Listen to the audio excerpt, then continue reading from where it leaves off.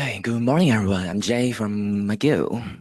Before we start, what is a stealth game? They are the games where stealth is the main mechanism through the gameplay. You reach the goal by hiding, moving quietly, and acting at the right moment.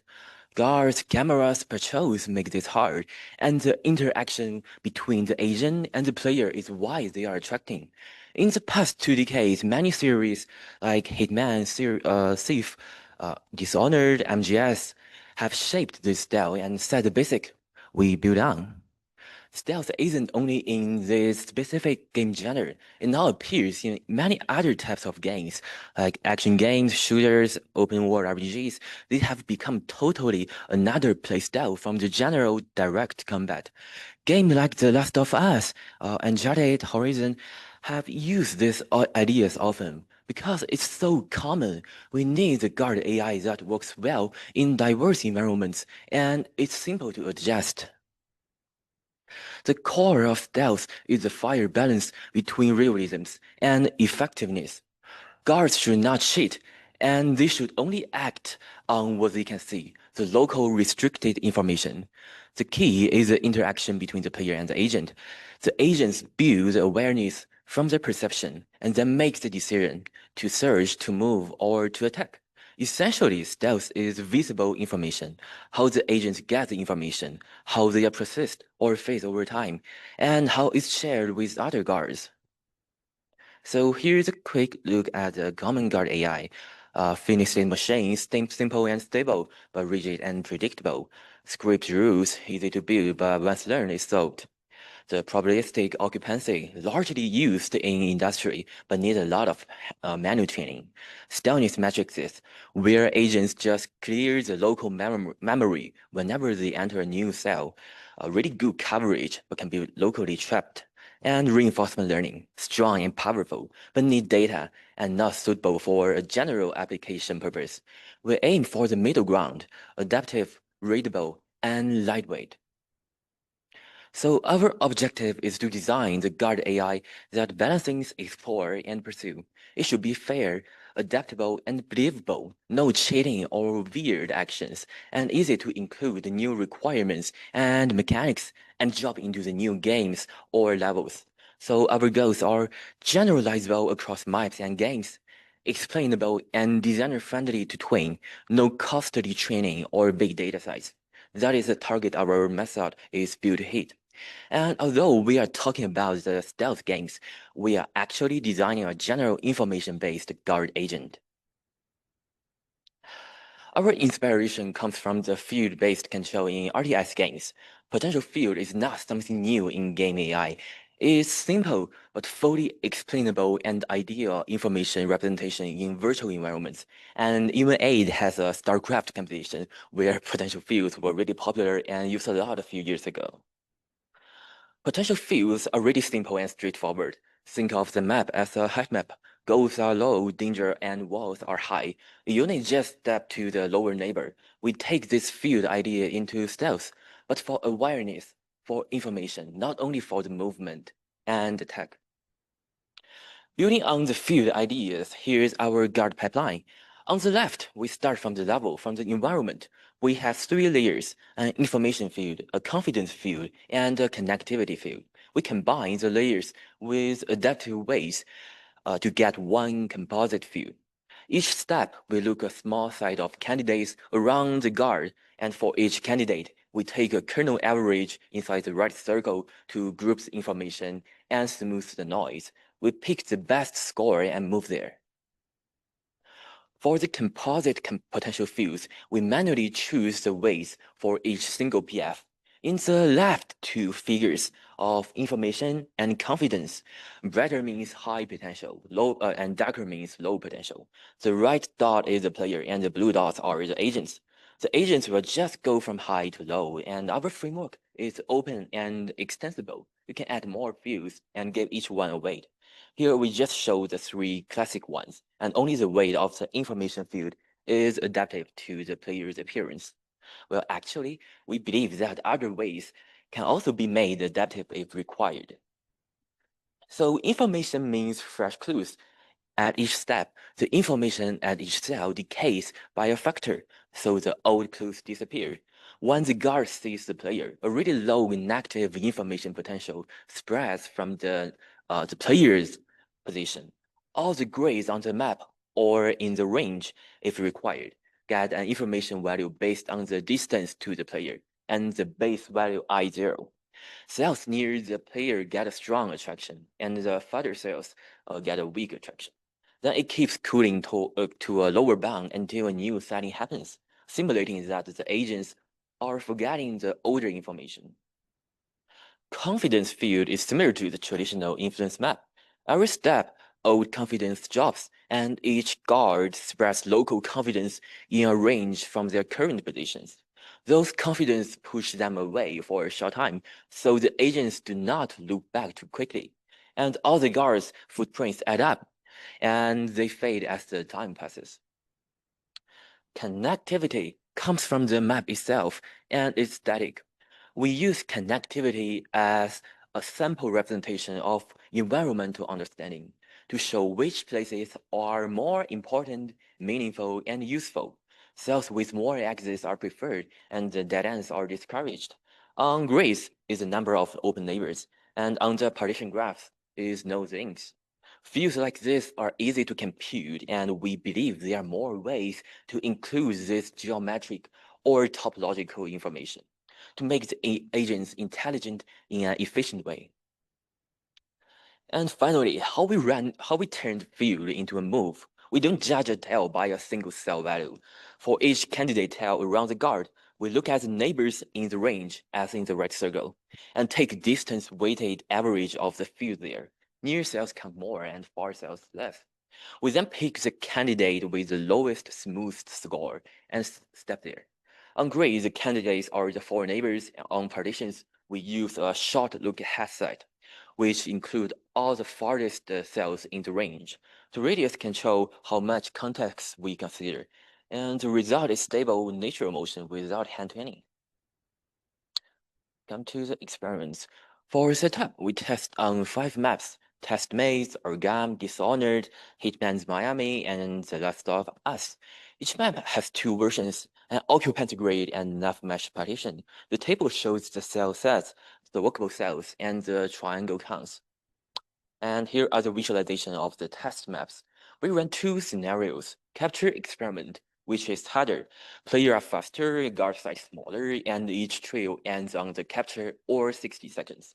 Fixed time standard experiment, both at the base speed, and every trail runs for entire 60 seconds. We compare the 5 guard modes: our potential field, random walks baseline, naive finite state machine, Stoneys-based FSM, and a cheating agent. Players use 2 policies, max min.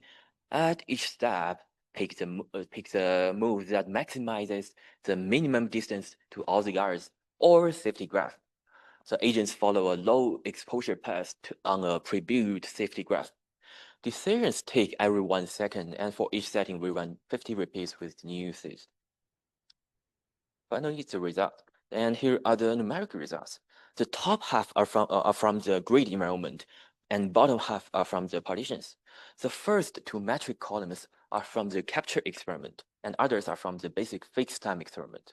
On the grid maps, our potential field is almost always second only to the cheating, and clearly above finished machines and random walk for both player styles. Capture times are shorter and variance is smaller. You may notice that the Stoneys finished machine can get more captures, but that is expected since our method makes guards coordinate automatically. The confidence field pushes them away from each other, so they flank and ambush instead of trying. Also, Stoneys does so with a lot of back and forth looping. And on the partition maps, the pattern repeats. Our method is consistently the second best overall, with early detections and low backtracking. Stoneys look busy but waste motion. But since our potential field method highly depends on the partition quality, it may be locally misled by the bad partitions. It may be thus in this environment, we observe that potential fields does not show obvious advantages over stillness on some of the basic performance. So in summary, the potential fields give strong and stable results and natural motions. And here is a maze we use for the case study from Hitman Miami level. On the right is a partition graph built from the nav mesh. Blue dots are the region centers, red lines are the boundaries. We run the same guard logic on both forms. Look at the visit heat maps first on the left. The cheating agent and stonies mostly stick to the main corridors.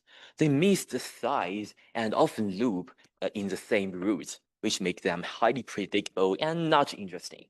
Finish state machines and random walk are scattered. A lot of time is wasted in dead ends, and they overemphasize evenly distributed coverage. Our potential fields show broad, even but reasonable patrols, strong coverage on the main routes, but guards also sweep side passages and junctions. This happens because confidence decays, so the guards spread out instead of bunching up. Now the attack heat maps on the right. Our method shares the same hotspots as the cheating agent, which means it can also pump well, but we also get extra captures from the sides. That shows flanking rather than just straight chasing. In total, potential fields keeps pressure on the player without tunnel vision. So that's it? Just about simple multi-agent controlling and pathfinding? Absolutely not. It's just a start.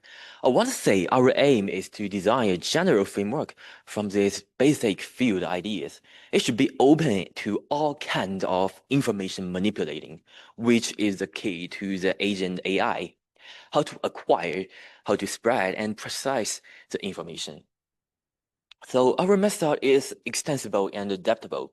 Signals can be turned into an information layer for the composite potential fields in the same framework without any complex implementations.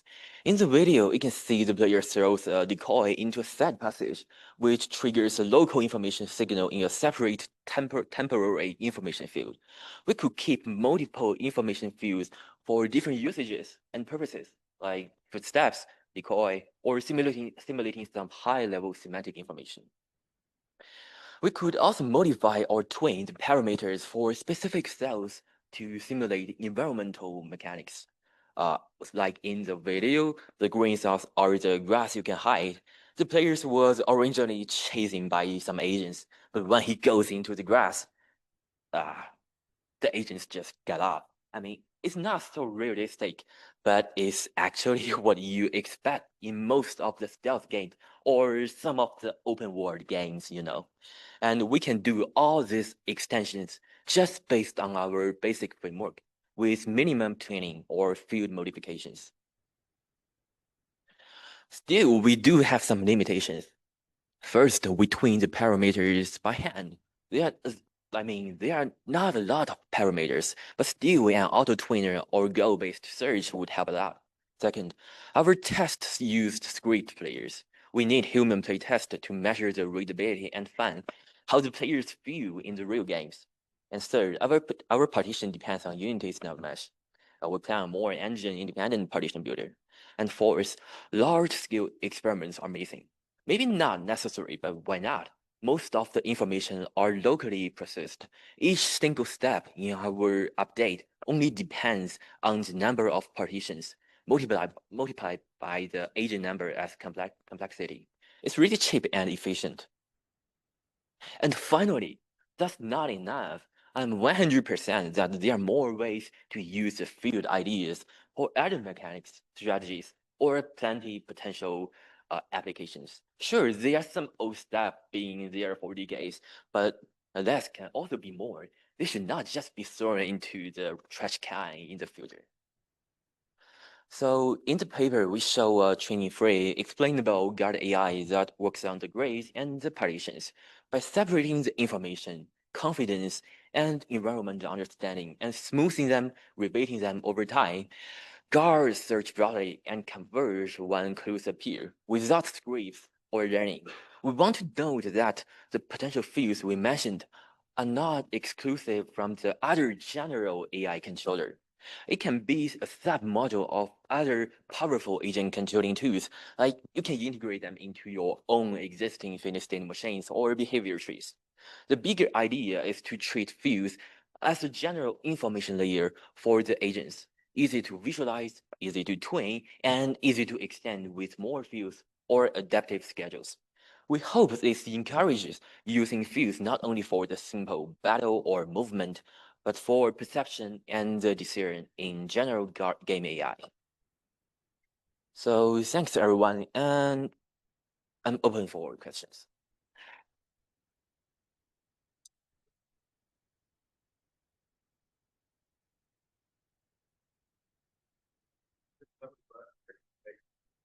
I really like seeing. I think some research itself on far, always wanted to. I had a good question. Do you think it would be possible to kind of have some of the agents are almost sharing knowledge in regards kind of the search for the player versus the different player? Would it be possible to maybe have sort of different fields that they maybe share together, or would that be complicated?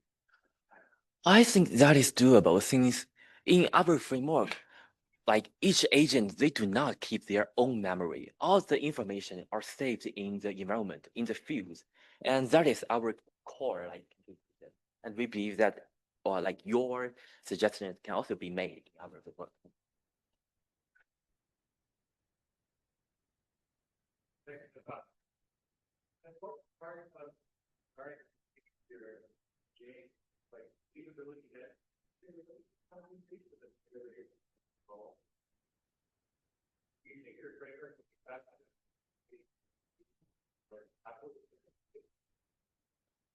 Since we mentioned in our advantages, our framework is fully trainable, and so that means that you can control how intelligent the agents can be.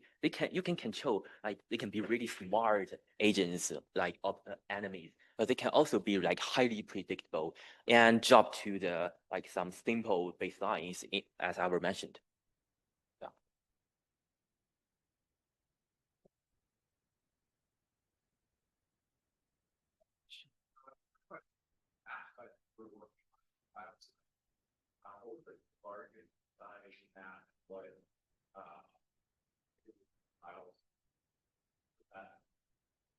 So currently we are still doing relatively small scale experiment, and as you can see in the maps, in the test maps, they are just part of the entire level. But we are planning to expand to larger maps and include more agents, maybe 10 or hundreds of agents.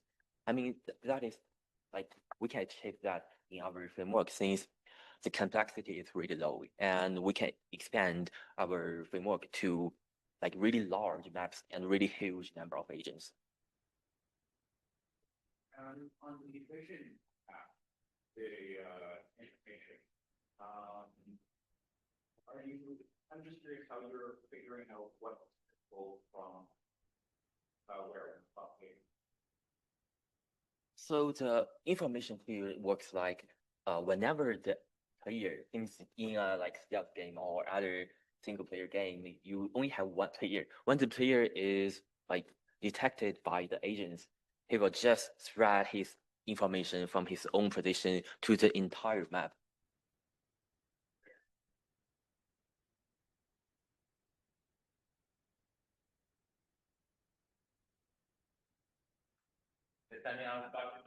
Thanks, everyone.